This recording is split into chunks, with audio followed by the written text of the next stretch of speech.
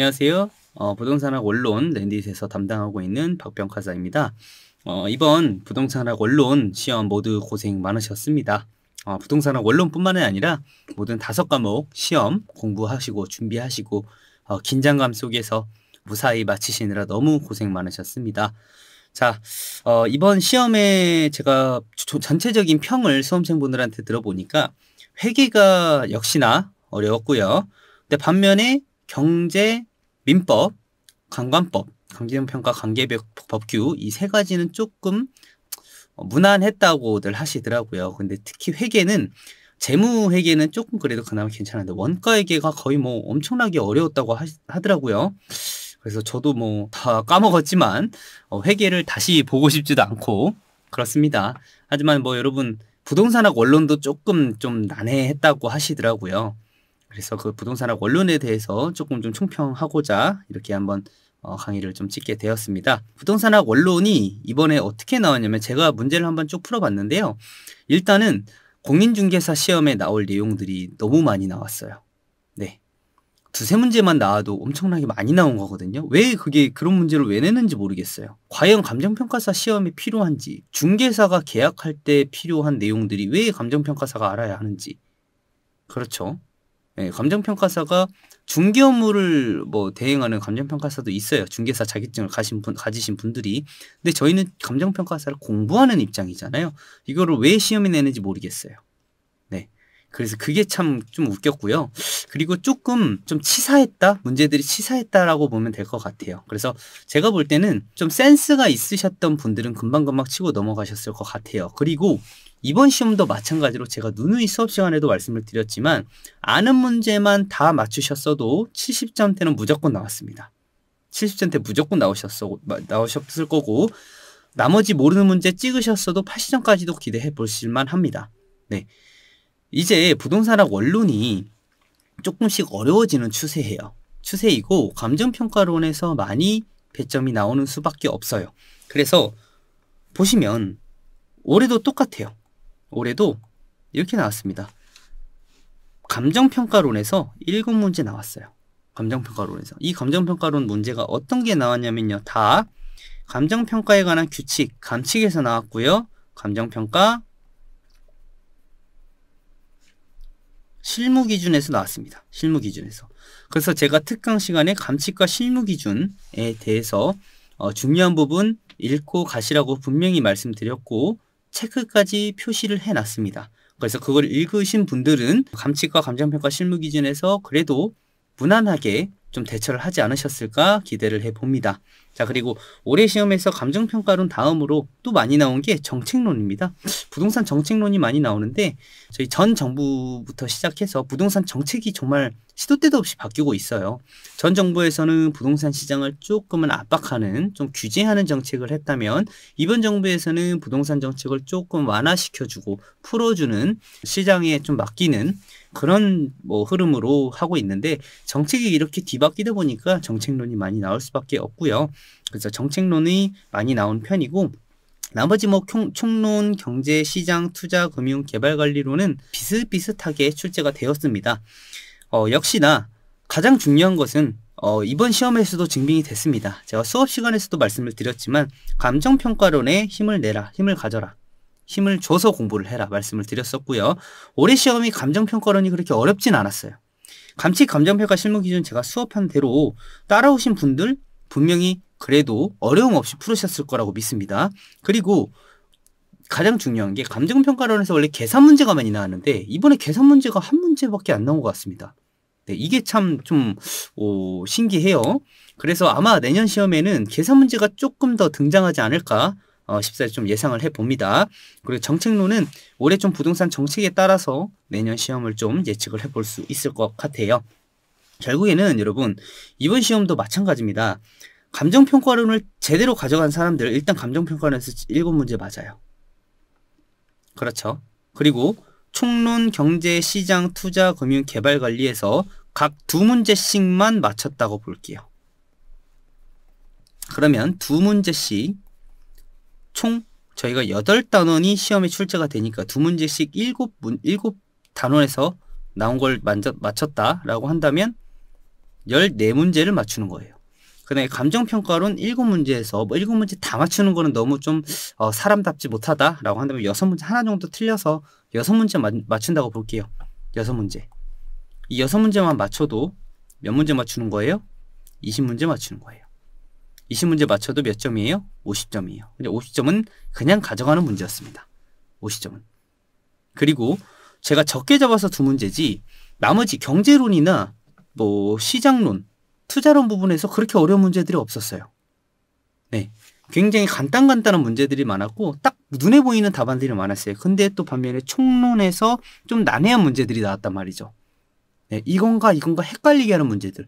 그러면 헷갈리는 문제들은 그냥 넘어가셨으면 돼요. 그냥 치고 넘어갔으면 됐고 정확하게 내가 풀 수 있고 보이는 문제들만 다 맞추셨어도 그냥 70점은 넘어가는 겁니다. 네, 제가 항상 그랬잖아요. 저희 1차 시험은 모르는 문제까지 다 맞춰야 되는 문제가 아니라고요. 절대평가잖아요. 꽈락 점수가 있고 절대평가 합격 점수가 있기 때문에 60점이라는 점수가 있기 때문에 70점만 넘어가도 합격하는데 무리가 없어요. 전혀 무리가 없습니다. 그리고 정말 고득점까지 받고자 하신다면 80점, 90점까지 가는데 그 정도까지 시간 투자하실 여유는 없으실 거라고 했었잖아요. 그렇죠? 똑같습니다. 이번 시험도 그대로 갔고요. 부동산학 원론이 아무리 어렵게 나왔어도 제 주변의 모든 수험생분들한테 다 물어봤어도 부동산학 원론 좀 난해했다. 좀 어려웠다. 하지만 그 문제들 그냥 다 제끼고 풀었다. 제끼고 그냥 아는 문제만 풀었고 제낀 문제 중에서 몇 문제 맞추고 하다 보니까 나 75점, 80점 맞았다 하는 사람들이 진짜 전부 그랬습니다. 전부 그랬어요. 근데 모르는 문제를 막 맞추겠다고 계속 붙잡고 있으셨던 분들은 당연히 점수가 안 나올 수밖에 없어요. 그렇죠. 스킬이 필요하고 좀 집중, 선택과 집중이 필요한 시험이 바로 저희 감정평가사 1차 시험입니다. 올해도 그게 증빙이 됐고요. 그리고 또 올해 역시 감정평가론에서 7문제가 나왔고 앞으로도 계속해서 감정평가사 1차 시험은 감정평가론에 초점을 맞춰서 출제가 될 수밖에 없습니다. 그리고 제가 특강을 한 이유도 감칙과 감정평가 실무기준에서 분명히 나올 것이다 라고 말씀을 드렸고 그대로 나왔습니다. 맞죠? 그래서 감칙, 감정평가 실무기준을 내년에도 1차 시험 보시는 분들 가져가셔야 되고요. 감정평가론에 힘을 맞추시고요. 나머지는 어차피 비등비등하게 나옵니다.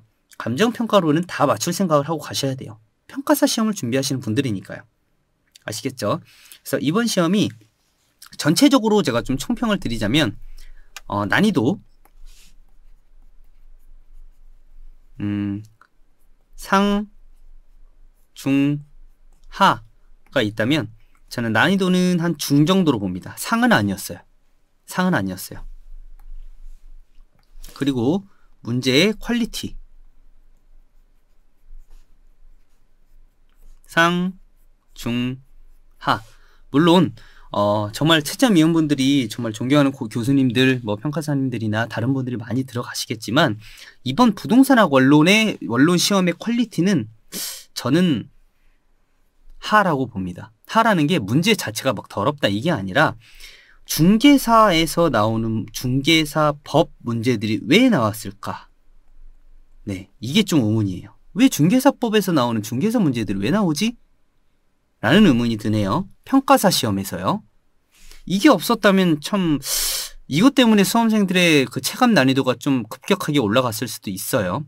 그렇죠. 이 중개사법 문제들은 한 2문제 정도 나왔는데 이건 거의 그냥 평가사 시험만 준비하신 분들은 감으로 그냥 때려 맞추는 수준이었을 겁니다. 네. 어느 정도 부동산 거래를 해보신 분들은 좀 감이 좀 사르셨을 거고 중개사 준비를 해오셨던 분들은 좀 수월하게 푸셨을 거고요. 그렇죠. 하지만 중개사 문제가 많지는 않았기 때문에 한 2문제 정도 됐기 때문에 합격에 지장이 있을 정도는 아니었다. 난이도를 어거지로 끌어올리기 위해 섞어놓은 문제의 티가 너무나도 많이 났다 라는 겁니다. 자, 퀄리티는 이 정도로 하고요. 그래서 앞으로의 좀 예측을 말씀을 드릴게요. 앞으로 부동산학 원론 1차 시험에서 부동산학 원론이 어떻게 될 것이냐, 그러면 저는 수업 시간에서 말씀드렸다시피 똑같이 예측을 합니다. 앞으로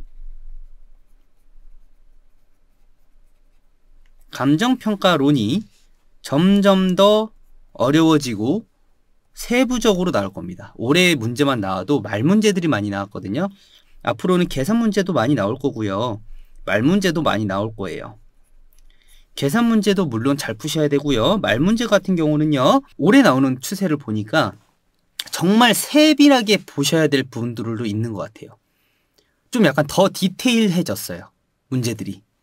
예전에는 좀 큼직큼직한 중요한 부분들이 감칙과 실무 기준에서 나왔다면 올해는 큼직큼직한 거에서 조금 더 디테일한 문제들이 감칙과 실무 기준에 나왔어요. 앞으로는 어떻게 되냐? 계산 문제도 많이 나왔고 말 문제도 너네들 감정평가서 선행했냐? 2차 선행했냐? 혹은 너 감칙과 실무 기준 제대로 숙지하고 있어? 2차 시험에 들어갈 만큼의 실력을 가지고 있어를 묻는 문제들이 많이 나올 것 같아요. 결국엔 뭐냐? 감정평가론에서 더 힘을 주셔야 되는 거예요. 자, 올해 7문제 나왔죠. 작년에도 7문제가 8문제가 나왔거든요. 자, 이게 더 올라갈 수도 있어요. 진짜 더 올라갈 수도 있어요. 왜? 올해 정책론에서 보통 4문제에서 한 5문제, 많이 나오면 6문제였어요. 7문제나 나왔어요. 그쵸? 감정평가론에서 7문제 나왔어요. 그럼 감정평가론에서 8문제, 9문제 나오지 않는다는 보장 없습니다. 그러면 어떻게 해요? 감정평가론에서만 다 맞춰도 4분의 1을 득점을 하는 거예요. 배점의 4분의 1을 득점을 하게 되는 거거든요. 25점은 그냥 가지고 들어가는 거예요. 그렇기 때문에 예측으로서는 감정평가론이 더욱더 계산문제, 말문제 등 세밀하고 어렵고 짜증나게 나올 것이다. 어렵게 낸다면 이제부터는 부동산학 원론이 쉽게만 나오는 시대는 다 지났어요. 이미 부동산학 원론이 1차 시험에서 시행이 되고 난 후에 꽤 많은 시간이 오랜 시간이 지났기 때문에 그 시간에 맞게 문제들도 변형이 되고 점점 체계화가 되어가고 있어요. 근데 체계화가 되어가는 것 중에 하나 공통점이 뭐냐? 평가론이 어려워지고 있다는 것은 딱 체계화가 됐어요. 그리고 평가론이 자세하게 나오고 있다는 것. 그러니까 감정평가론 제가 수업 시간에 분명히 감칙과 실무 기준에 대해서 특강을 해드리는 거니까 최종 특강으로 해서 최종 요약 정리로 해가지고 해드리니까 감칙과 실무 기준도 꼭 가져가시고 평가론에 힘을 줘서 공부를 하셔야겠다는 그러한 예측, 그러한 사고방식 좀 가지시고 공부를 하셨으면 좋겠어요. 전체적으로 난이도는 중정도의 난이도, 퀄리티는 뭐 좋은 퀄리티지만 중개사법에서 나오는 문제들이 나왔기 때문에 평가사 시험과 연관없는 문제들이 너무 좀 나왔다. 그래서 퀄리티는 하라고 제가 평가를 하고요. 감히 평가를 좀 합니다. 그리고 예측으로는 감정평가론에 좀 더 힘을 주셔야 될 것 같다. 앞으로 점점 더 어렵게 나올 것 같다. 네, 여기 올해 나온 거 문제에서 계산 문제 좀만 더 늘렸잖아요. 그럼 난이도가 엄청 더 올라갔을 거예요. 아시겠죠? 이렇게 좀 예측을 하고요. 올해 부동산학 원론 1차 시험 총평은 이 정도로 하면 좋을 것 같고요. 앞으로도 이제 여러분들께서 1차 시험을 미리 선행학습을 하시는 분들도 계실 거고요. 2차 시험을 이제 같이 병행을 하시거나 2차 먼저 공부를 하시는 분들이 계실 거예요. 그런 분들한테 좀 누누이 말씀드리고 싶으신 건, 제가 말씀드리고 싶은 거는 2차 시험을 먼저 공부를 하시겠다 하시는 분들은 2차 시험 감정평가 실무에 집중을 하셔서 하시고요. 그러면 부동산학 원론의 감정평가론을 풀 때 많은 도움이 됩니다.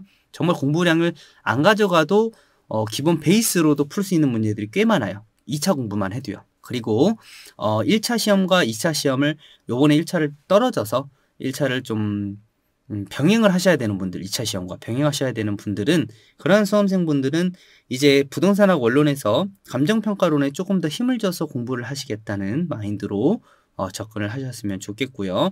아예 완전히 지금 처음 들어왔다라고 하시는 분들은 제 강의를 통해서 감정평가론도 같이 좀 들어가고 있기 때문에 감정평가론에 대해서 조금 더 심도 깊게 공부를 하셨으면 하는 바람입니다. 그래서 전체적인 올해 부동산학 원론 총평은 이 정도로 마무리하도록 하겠습니다. 랜드잇에서 1차, 2차 해서 이렇게 시험 공부 병행하실 수 있도록, 또는 1차 공부만, 2차 공부만 따로따로 병행할 수 있도록 커리큘럼을 두고 있으니까 잘 선택하셔서 강사님들 강의 한번 들어보시고, 맛보기 강의 들어보시고 좋은 선택 하셨으면 바라겠습니다. 그리고 올해 시험 보신 모든 분들 고생 많으셨고요. 이제 2차 동차를 노리신 분들은 정말 열심히 2차 공부하셔서 올해 2차 시험 꼭 합격하시길 바라고, 혹여나 올해 2차에 떨어지시더라도 내년이 또 있으니까 내년에까지 꼭 2년 차로 합격하시기를 정말 간절히 기원합니다. 감사합니다. 안녕하십니까. 부동산학 언론의 박평가사입니다. 이번에 시험 보셨죠? 23년 이제 1차 부동산학 원론을 보셨는데요. 부동산학 원론 제가 총평에서도 말씀을 드리지만 이번 시험은 굉장히 좀 더러웠습니다. 중개사에 나오는 문제들이 평가사 시험에 왜 이렇게 많이 나오는지 모르겠어요. 사실 평가사 시험에서 좀 힘을 줘야 될 부분을 힘을 빼버리고 이상한 데에서 좀 힘을 주더라고요. 이 말은 즉슨 문제를 출제하시는 분들이 중개사 시험을 이제 출제를 하신 교수님들이 들어가신 것 같아요. 실제로 평가사님들이 실제 이 1차 부동산학 원론의 출제에 들어가셨다면, 출제위원으로 들어가셨다면 조금은 다른 문제들이 나오지 않았을까. 정말 평가사 공부와 평가사의 실무와 현업과 연계되는 문제들이 조금 더 많이 나오지 않았을까 하는 좀 아쉬움이 남아요. 그래서 뭐 어차피 올해 뭐 시험이 어려웠더라고 하더라도 다들 어렵다고 하시더라고요. 그렇더라도 아는 문제만 풀었으면 기본 75점 이상 가져갔습니다. 제 주변에서도 다 그랬고요. 제가 뭐 가르치신 분들도 다들 제가 전화해서 물어보니 그냥 아는 문제만 풀었다. 정말 헷갈리는 게 많았던 한 해이다 라고 하시더라고요. 그래서 아는 문제만 정확하게 푸신다면 뭐 배점을 하시는데, 득점하시는데, 합격하시는데 전혀 영향이 없었고요. 그리고 아는 문제가 그렇다고 어렵게 나온 편도 아니었습니다. 아는 문제들은 쉽게 나왔고요. 내가 모르는 내용들이 못 풀도록 아니면 감이 안 오도록 헷갈리게 나왔을 뿐이에요. 그거는 다 제껴버리고 아는 문제만 풀으셨어도 합격하는 데 전혀 지장이 없었다는 점 이해하시고요. 그러면 이제 이번 시간은 저희가 부동산학 원론 올해 기출문제에 대해서 한번 해설 강의를 간단하게 좀 하고자 합니다. 자, 먼저 81번부터 조금 헷갈리게 나왔습니다. 자, 81번 보시면요. 81번의 정답은 1번입니다. 획지. 자, 획지는요. 자, 설명을 드리면 획지는 어떻게 보면 하나의 필지가 무엇이죠, 여러분들? 필지. 저희가 물건의 수량을 셀 때에는 1개, 2개라고 합니다. 그렇다면 필지는 토지의 수량을 세는 단위입니다. 그럼 획지는 뭐예요? 획지 같은 경우에는요. 이렇게 토지가 있어요. 자, 한 필지, 두 필지가 있습니다. 그럼 획지 같은 경우는 이렇게 토지가 있다. 그럼 이 토지가 어떻게 쓰이느냐에 대해서 형성이 되는 것인데요. 자, 보시면 획지의 정확한 의미는 이렇습니다. 어떤 건축 계획이 있어요. 토지 위에 건축을 하려고 해요. 그래서 토지를 분할할 수 있거든요. 이 토지를 자, 예를 들어서 토지가 이렇게 한 필지가 있었습니다. 한 필지가 있었는데 이 토지 위에 건물을 2개를 지으려고 하는 거예요. 그러다 보니까 건물을 2개로 나눠요. 이 토지를 2개로 나눈다는 거죠. 그러면은 이 건축 부지로 쓰이는 이 하나의 이 토지, 요거를 1획지라고 합니다. 건축 계획에 따라서 토지가 나눠지는 거거든요. 그 단위를 획지라고 하는데, 자, 획지는 하나의 토지일지라도 하나의 토지에 건물이 2개 짓는다면 만약에 토지를 2개로 분할했어요. 그러면 하나의 필지 일부에 대해서 분할된 일부에 대해서도 획지가 성립이 됩니다. 이해되셨죠? 그리고 건부지는 자, 건부지와 나대지의 차이 아시죠? 건부지는 건물이 있는 토지고요. 나대지는 건물이 없는 토지입니다. 따라서 건부지 2번에서 건축물의 부지로 이용 중인 토지는 맞습니다. 하지만 건축물의 부지로 이용 가능한 토지는 아닙니다. 이건 나대지죠. 건물이 있어야 돼요. 그게 건부지입니다. 자, 나지는 정착물이 없는 토지 맞습니다. 공법상 제한이 없는 토지는 아닙니다. 공법상 제한이 있을 수 있어요. 토지에 당연히 공법상 제한이 있죠. 공법상 제한의 대표적인 게 뭐죠? 용도지역, 용도지구죠. 토지에 용도지역이 없는 토지는 없습니다. 토지의 레벨을 나타내는 것이기 때문에요. 자, 그리고 4번 제내지는 제방으로부터 하심측으로의 토지라고 합니다. 자, 제내지 좀 약간 생소한 개념이죠. 제내지 같은 경우는요. 제방으로부터 하심측으로의 토지가 아니고요. 제방으로부터 마을까지. 그렇죠? 어떤 제방이 있어요. 그럼 그 제방으로부터 어떤 마을이 형성된 그 공간까지의 그 토지, 그거를 제내지라고 합니다. 자, 1단지는요. 제가 분명히 1단지 설명드릴 때 수업 때도 용도상 불가분 관계가 가장 중요하다고 했어요. 그런데 1단지는 2필지 이상을 합병한 토지가 아닙니다. 토지를 합병하면 하나의 토지가 되는 거예요. 1단지는 토지가 2개인데 이 토지에 건물이 하나가 이 2필지의 토지를 아예 그냥 점유해서 건물 하나가 소재를 하고 있는 거예요. 그러니까 이 토지를 함께 쓰다 보니까 두 필지의 토지일지라도 하나의 토지로 보자라고 해서 1단지인 겁니다. 그래서 두 필지 이상의 토지를 합병한 것은 아닙니다. 이해되셨죠? 자, 다음 문제 보시겠습니다. 자, 82번 보시면은요. 자, 이거는 건축법의 내용입니다. 건축법의 내용을 아주 잘 아셔야 되는데요. 자, 일단 정답은 연립주택입니다. 연립주택이 정답이고요. 자, 아파트 먼저 보실게요. 아파트는요. 층수가 5개 층 이상이어야 합니다. 5개 층 이상이어야 하고요. 기숙사 같은 경우는요. 세대수라기보다는 여러분들이 기숙사에서 살아보신 분들이 계실 거예요. 기숙사 같은 경우에는요. 그 공동 취사시설 같은 게 있어요. 공동 취사시설. 공동 취사시설. 이 공동 취사시설이 세대수의 50% 이상이어야 합니다. 그리고 다가구 주택 같은 경우에는요. 다가구 주택은 자, 여기 설명에서 뭐냐면 1층 전부를 필로티 구조로 하여 주차장으로 사용을 하고요. 2층부터 5층까지 주택으로 사용을 합니다. 주택으로 쓰는 바닥면적의 합계가 1000제곱미터이고 세대수 합계가 16세대인 거예요. 자, 여기서 보셔야 될 포인트는 이거 두 개였습니다. 16세대인지 1층의 전부인지만 보셨으면 돼요. 자, 그래서 보시면 다가구 주택 같은 경우에는요. 세대수의 합계가 16세대가 아니라 19세대입니다. 19세대입니다. 그 다음에 다세대 주택 보실게요. 자, 그리고 여기 바닥면적의 합계가 1000제곱미터 나오죠. 다세대 주택 같은 경우에는요. 주택으로 쓰는 한 개 등의 바닥면적 합계가 660제곱미터 이하여야 합니다. 이하여야 해요. 하지만 연립주택 같은 경우에는요. 바닥으로 쓰는 주택면적의 합계가 주택으로 쓰는 바닥면적의 합계가 660제곱미터 초과입니다. 그래서 따라서 1000제곱미터이고 19세대도 아니고 16세대이고 1층 전부이기 때문에 연립주택이 정답이 되는 것이었습니다. 그래서 아파트는 5개 층 이상을 주택으로 사용하고 있어야 되고요. 그리고 기숙사는 아예 해당이 안 되는 거였고요. 다가구 주택은 16세대가 아닌 19세대, 다세대 주택은 660제곱미터 이하였습니다. 자, 그 다음 문제 보실게요. 자, 이 문제 조금 헷갈립니다. 과연 이거 정답이 어떻게 나올지, 정답이 이미 1번으로는 나왔는데 조금 헷갈리기는 해요. 왜 이렇게 문제를 애매하게 냈을지 약간 좀 헷갈리긴 합니다. 그래서 일단 보실게요. 자, 일단은요. 등기를 통해 소유권을 공시할 수 있는 물건 총 몇 가지가 있냐면요. 일반적인 부동산이 있습니다. 일반적인 부동산 하나가 있고요. 두 번째로 준부동산, 즉 의제부동산이라고 하죠. 의제부동산, 이 두 가지가 있습니다.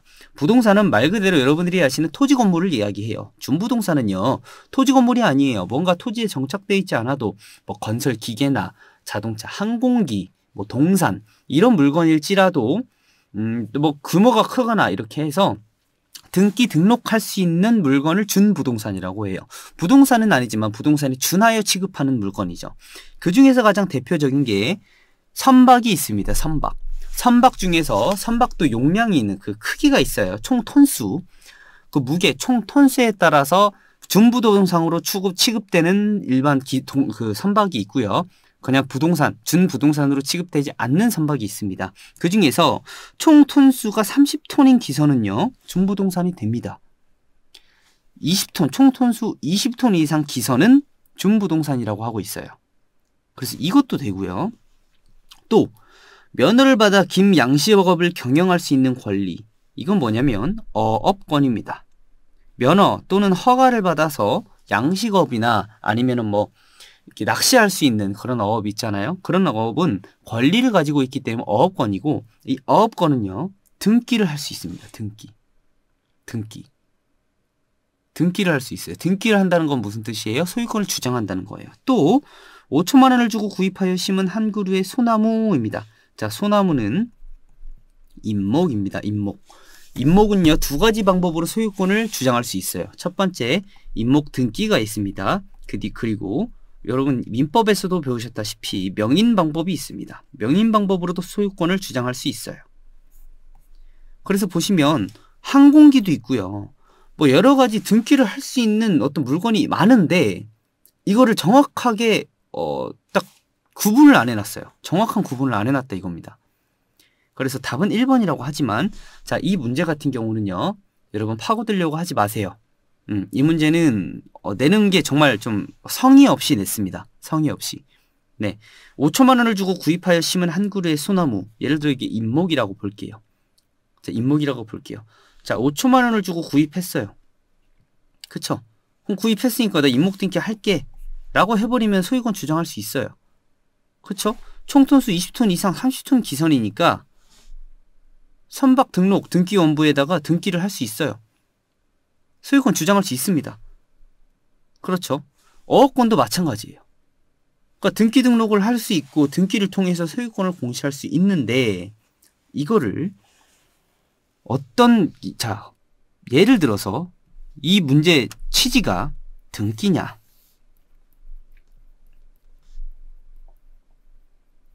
등록이냐 이 차이인 거예요. 등기냐 등록이냐 이 차이를 뒀다면 정말 문제를 잘못 내신 겁니다.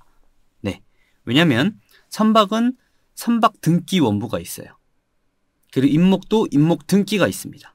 그렇죠? 그 자동차 같은 경우에는 자동차 등록 원부에 자동차 등록을 합니다. 이런 식으로 나누셨다면 이거는 문제의 취지가 굉장히 잘못된 거라고 생각을 해요. 그렇기 때문에 83번 같은 문제는 되게 애매하다. 그래서 이 문제 같은 경우는 어떤 걸 봐도 2개로 볼 수도 있고 3개로 볼 수도 있고 소유권을 공시할 수 있는 걸 하나로 볼 수도 있고 이렇기 때문에 저는 이게 하나로 볼 수 없다고 생각을 합니다. 네, 그렇기 때문에 83번 같은 문제는 과감하게 제끼셨어야 돼요. 시험 푸실 때도. 이해되셨죠? 자, 그 다음에 84번 문제. 자, 이것도 중개사법에 나옵니다. 중개사법에 나오는 문제였고요. 중개사법상 준주택은 오다노기로 외웁니다. 중개사 공부에서 중개사법이 아니라요.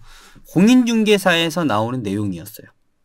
주택법 이런 데서 나오는 거거든요. 오다노기, 오피스텔, 다중생활시설, 노인복지시설, 기숙사예요. 그러면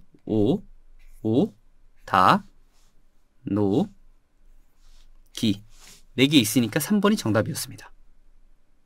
오다노기예요. 참 이것도 평가사 내용에서는 나오지 않는 내용이 나왔습니다. 자, 그 다음에 85번 보실게요. 토지의 특성과 내용에 관한 것으로 옳지 않은 것이죠. 자, 토지의 소유권은 정당한 이익이 있는 범위 내에서 토지의 상하에 미치며 한계고도와 한계심도의 범위는 법률로 규정하고 있다. 자, 한계고도, 한계심도. 자, 한계고도는 법률로 정하고 있지 않습니다. 한계심도 범위, 한계심도는 법에서 정하고 있습니다. 네, 그래서 이거 같은 경우는 한계고도, 한계심도는 어디서 나오냐면요. 구분지상권에서 나옵니다. 구분지상권. 특히 GTX나 요즘 있는 거, 건설하고 있는 GTX나 철도공사, 지하철공사 있죠? 지하에뭘 깔려고 하면은 한계심도를 파악할 수밖에 없어요. 한계심도. 네, 그래서 5번 같은 경우에는 토지의 상하에 미치고 한계고도, 한계심도의 범위 중 한계심도는 법률로 규정하고 있다 라고 알고 계시면 될 것 같습니다. 5번이 정답이었습니다. 자, 그 다음에 86번 보시겠습니다. 자, 이 문제는 제가 모의고사에서도 출제를 했었고요. 33회, 32회 기출에서도 한번 출제가 됐었던 기억이 있습니다. 자, 주변의 토지 이용사항이 전입니다. 돈사와 우사로 이용되고 있습니다. 자, 전이지만 전 위에 무언가 건축물이 있다면 이건 뭐다? 전 기타라고 하거나 또는 전 축사라고 합니다. 전 기타는 전인데 표준적 이용 상황이 전인데 주변의 이용이 다 전으로 이용하고 있어요. 농지로.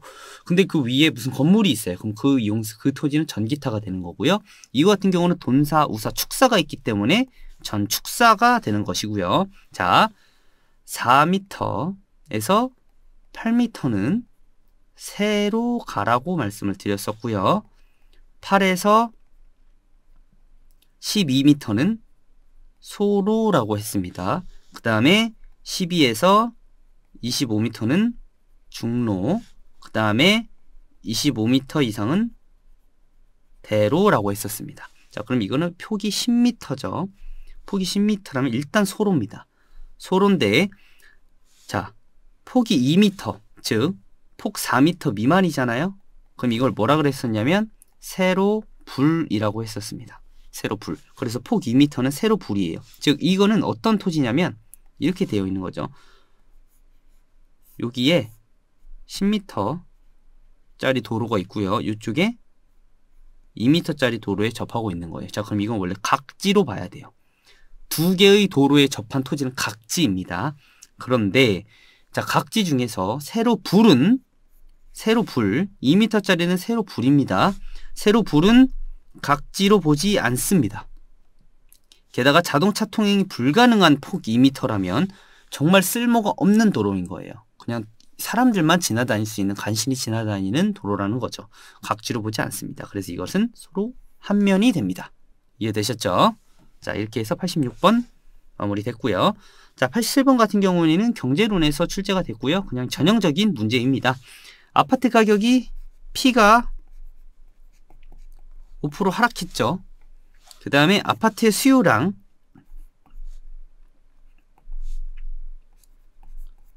(4% 증가했습니다. 아파트의 공급량 6% 감소했습니다. 그 다음에 연립주택의 수요량, 연립주택의 수요량이 2% 증가했습니다. 아파트 공급의 탄력성, 공급 탄력성은 어떻게 여러분들 그 공부를 하셨죠? 공급 탄력성 같은 경우에는 가격의 변화율과 공급량의 변화율을 측정을 했죠. 그렇게 해서 공급의 탄력성이 나왔고, 공급의 탄력성이 1보다 클 때 뭐라고 했었죠? 탄력적이라고 했어요. 자, 그럼 이거 같은 경우에는 5%가 마이너스죠. 5%. 그 다음에 6%가 마이너스죠. 공급량이.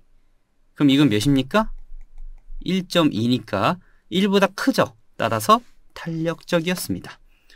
자, 보완제 같은 경우에는요, 교차 탄력성을 보는 것이었습니다. 즉, 아파트 가격 하락, 아파트 가격이 하락함에 따라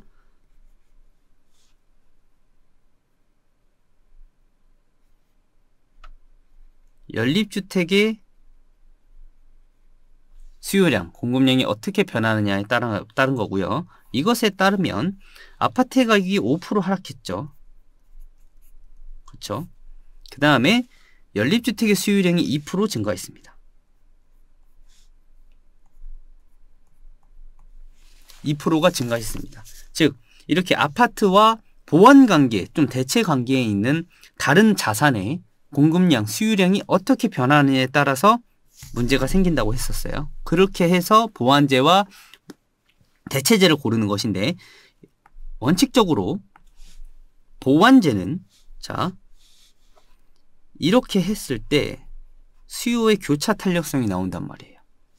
그럴 때 이 교차 탄력성은 어떻게 됐었냐면 0보다 클 때 어떻게 됐냐? 보완제라고 했어요. 0보다 작을 때 보완제라고 했습니다. 0보다 작을 때. 반대로 0보다 크면 보완제가 아니라 대체제라고 배웠었습니다. 그럼 이거 같은 경우에는 마이너스 5% 분의 플러스 2%이기 때문에 마이너스 0.4가 됩니다. 맞죠? 그러면 0보다 작죠? 그렇게 되면 보완제겠죠. 그래서 1번이 정답이었습니다. 자, 다음 문제 가겠습니다. 자, 88번 보시면 아주 쉬운 문제였습니다. 자, 일단은 수요 곡선과 공급 곡선을 그려 볼게요. PQ 수요 공급 곡선이었어요. 원래는 여기였습니다. 균형 가격이. 그러니까 균형량은 여기, 균형 가격은 여기였죠. 그런데 공급의 수요가 증가했대요. 그러면 수요가 일단 이쪽으로 증가를 했겠죠. 수요가 증가했습니다. 증가했는데 공급의 가격 탄력성이 작을수록, 제가 탄력성이 작을수록 기울기는, 곡선의 기울기는 급해진다, 가팔라진다고 했었죠. 가격 탄력성이 작죠? 그러니까 공급 곡선이 좀 가팔라지는 겁니다. 그렇게 되면 수요가 증가했을 때 가팔라진 공급 곡선과의 균형점이 어디예요? 여기에요. 그쵸? 원래 정상적인 공급 곡선이었으면 어디가 균형점이에요? 여기에요. 여기죠? 그쵸? 여기잖아요. 그러면 공급의 가격 탄력성이 작을수록 이 파란색 선일수록 어때요? 균형 가격의 상승폭은 자, 원래 이쪽에 있었어야죠. 교점이. 근데 공급 곡선이 가팔라지면서 균형점이 여기로 갔죠. 그럼 가격이 지금 원래 빨간색이었을 때는 어때요? 여기까지 올라갔어야 돼요. 근데 공급 곡선이 가팔라지면서 균형 가격이 여기까지 올라가죠. 그러니까 균형 가격의 상승폭은 작은 게 아니라 크죠. 균형량 같은 경우도 원래는 여기까지 올라갔었어야 돼요. 균형량이. 근데 공급 곡선이 가팔라지면서 여기까지밖에 안 올라가죠. 균형량이. 그러니까 균형량의 증가폭은 작습니다. 이렇게 푸셨어야 됩니다. 자, 다음 문제. 저량의 경제 변수. 유량과 저량의 차이가 뭐였죠? 유량은 어느 시기를 따라서 유량, 그러니까 장기간을 보는 것이고요. 저량 같은 경우는 일정 시점만 보는 거예요. 그래서 자산 같은 경우는 일정 시점을 통해서 어떤 일정 기간을 통해서 계속 증가하거나 감소하고 가격 자체도 어떤 흐름에 따라서 움직이죠. 변화를 해요. 재고량도 똑같습니다. 그쵸? 보급률도 그래요. 그래서 결국에 자산, 가격, 재고량, 보급률은 어떻게 되느냐? 자, 어떤 2023년 4월 8일 시점에 자산이 얼마인가? 주택 가격이 얼마인가? 재고량이 얼마인가? 보급률이 얼마인가? 몇 프로인가를 보는 건데, 자, 그게 저량이라는 거예요. 일정 시점에 따라서. 그렇지만 신규 주택 공급량은요. 주택의 공급. 주택은 부동산은 어떤 특성이 있냐면 영속성이 있고요. 공급에 장기성이 있습니다. 공급이 장기예요. 그러니까 일정 시점만 공급되는 게 아니라 2월 달에 공급이 되는 게 있고 3월 달에 공급이 되는 게 있고 4월 달에 공급이 되는 게 있기 때문에 그 모든 공급량들을 합쳐서 일정 기간의 공급량이 총 얼마인지를 보는 겁니다. 그렇기 때문에 신규 주택 공급량은 유량의 경제 변수가 되겠습니다. 그렇게 아시면 되겠고요. 90번 부동산 시장에 관한 설명으로 옳은 것은입니다.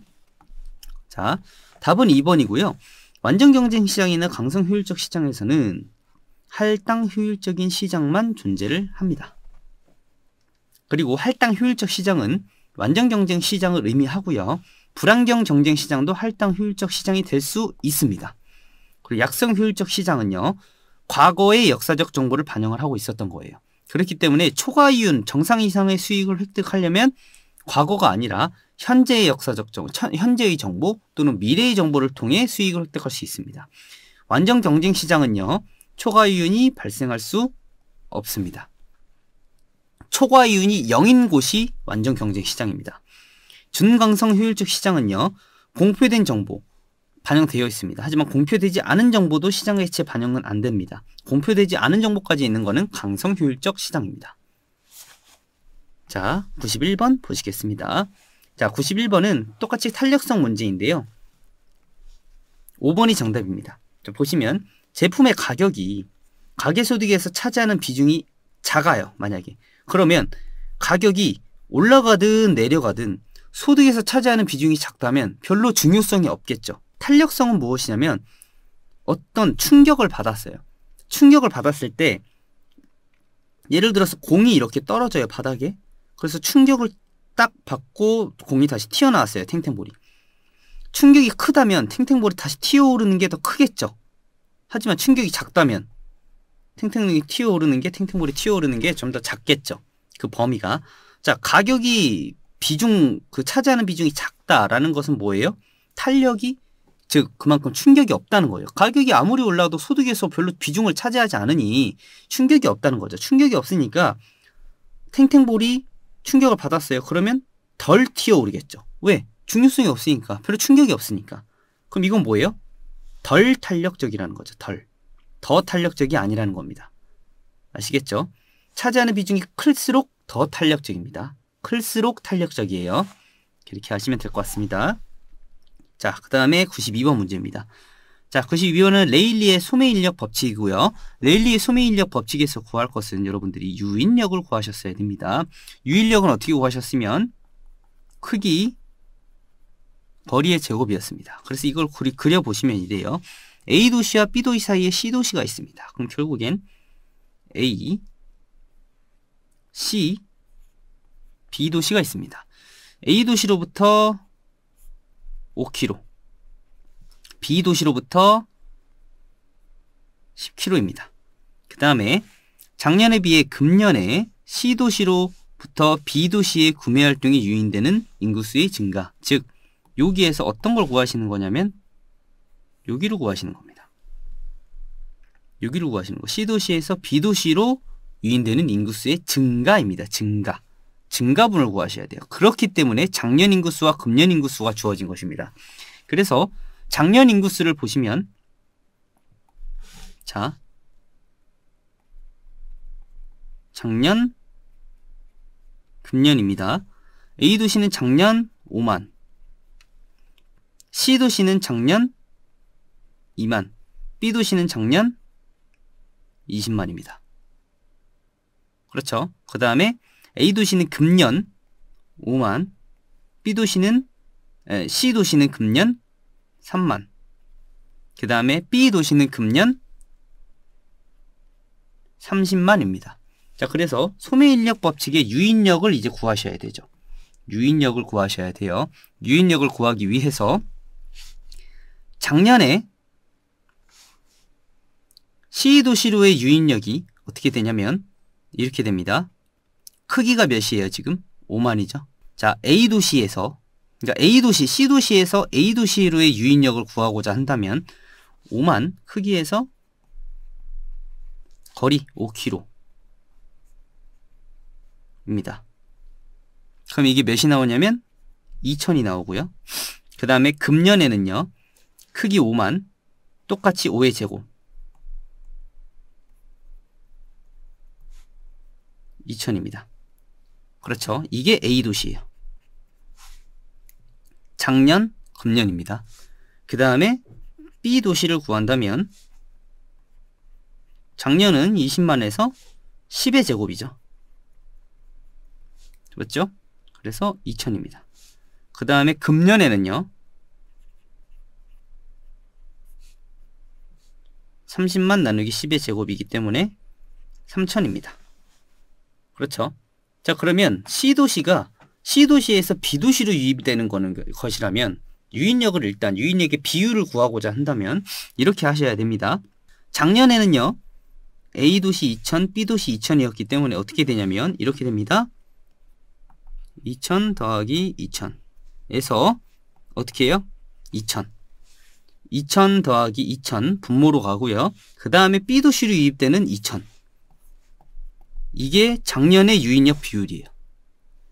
네, 금년의 유인력 비율을 말씀을 드리면 금년 A도시 2000, B도시 3000이다 보니까 2000 더하기 3000, 그 다음에 B도시로의 유인력, 인구수가 증가가 얼마가 되는지를 보는 거기 때문에 B도시 3000이 되는 겁니다. 그러면 이거는 몇이냐면 60%예요. 맞죠? 자, 그러면 C도시 원래 2만이었어요. 그러면 작년에는 어떻게 됐냐면 C도시에서 B도시로 유입되는 인구수가 어떻게 됐냐면 작년 C도시 인구수 2만 명 곱하기 B도시로의 유인력 50% 해서 10,000명이에요. 그다음에 금년 C도시 인구 3만 명. 근데 금년 C도시에서 B도시로의 유인력 60%. 몇입니까? 18,000입니다. 그래서 인구수의 증가는, 유인되는 인구수의 증가는 10,000에서 18,000으로 올라갔으니까 8,000명이 되는 것입니다. 이해되셨죠? 네, 그 다음에 93번. 시장 실패의 원인으로 옳지 않은 것, 아주 쉬운 문제였습니다. 정보의 대칭성이 아닙니다. 정보의 비대칭성이었습니다. 비대칭성. 나머지는 다 맞는 표현이고요. 자, 그 다음에 94번 보시면 외부 효과입니다. 외부 효과.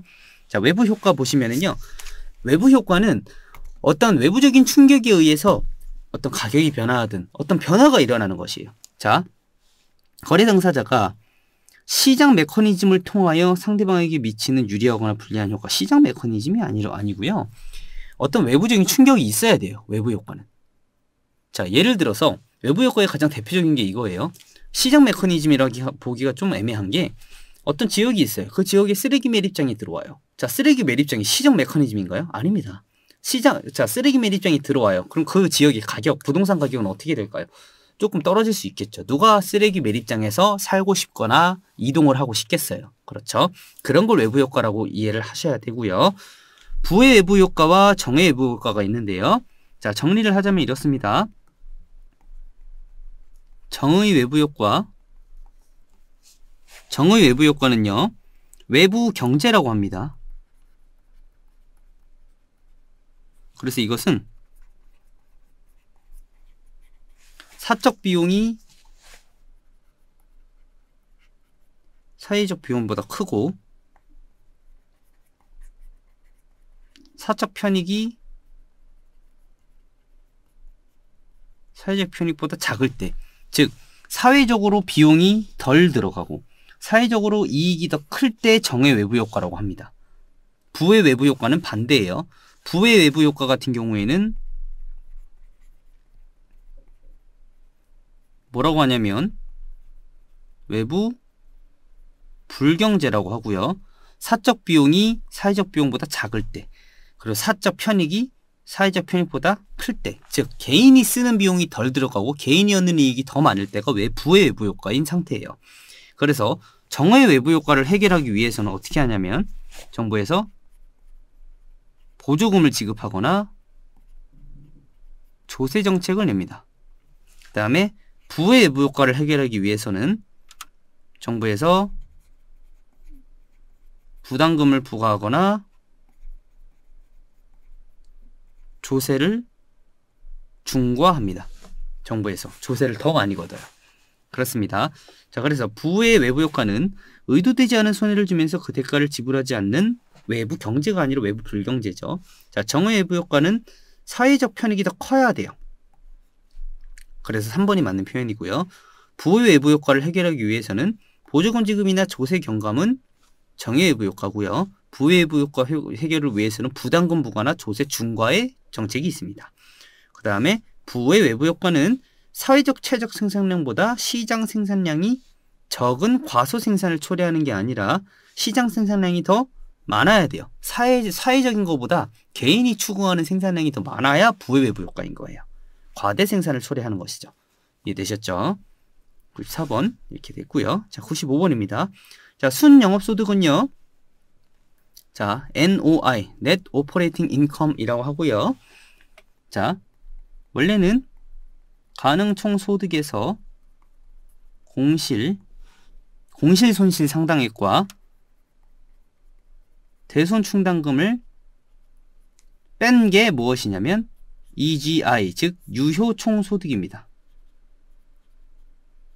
유효총소득이 EGI예요. 그래서 가능총소득에서 공실 대손충당금 뺀 유효총소득에서 빼기 어떤 걸 뺐냐면 영업경비를 빼줬습니다. 영업경비를 빼준 것이 NOI였어요. 자, 근데 이 문제는 유효총소득이 이미 구해져 있어요. 즉 공실과 대손충당금은 이미 뺀 유효총소득이 주어져 있죠. 그래서 공실 손실 상당액은 고려할 대상이 아닙니다. 그럼 유효총소득에서 뭐만 빼시면 돼요? 여기서 영업경비만 빼시면 순영업소득이 나오겠죠. 그래서 유효총소득에서